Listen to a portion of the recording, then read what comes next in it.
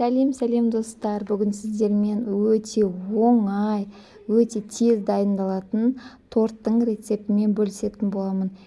Дәмі енді суперский болып шығады. Жасап көріңіздер, видеоны соңына дейін қарап шығыңыз. Деп жейтін торт қой. Бізге 300 грамм сгущенка қажет болады. 300 граммды өлшеп аламыз. Міне мен уже өлшеп құйып алдым. 300 грамм осындай сгущенка құйдым. Бір жұмыртқа саламыз, бір шай қасық қопсытқыш саламыз. Менде примерно 400 граммдай ұн кетті.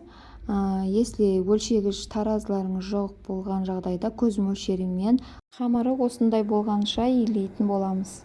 Дайын болған қамырымызды 9 бөлікке бөлетін боламыз. Қамырымызды осылай домалақ қылып жұқа етіп жаятын боламыз.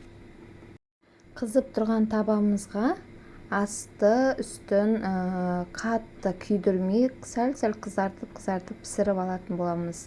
Май жақпайсыздар, табаға, қызып тұрған табаға пісіресіздер. Міне осындай болып шығады. Енді кремін дайындаймыз. 250 грамм сгущенкаға 250 грамм қаймақ құямыз, 20% қаймақ. Міне мен осындай сметана құйдым. Жақсылап араластырамыз. Ал енді коржымызды жинастыратын боламыз. Әрқайсының бетіне кремімізді жағып жинастырамыз. Міне бізде осындай керемет торт шықты. Енді бетін сәндейтін боламыз. Мен бетін сәндегенге осылай тарелканы жауып алып, жанын печеньені ұсақтап майдалап алдым да, енді бетіне сеуіп шығамын.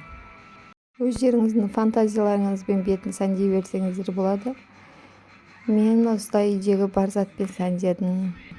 Міне өте биік, өте вообще дәмді, күшті болып шығады. Жасап көріңіздер. Маған тіркелуді ұмытпаңыздар, сау болыңыздар.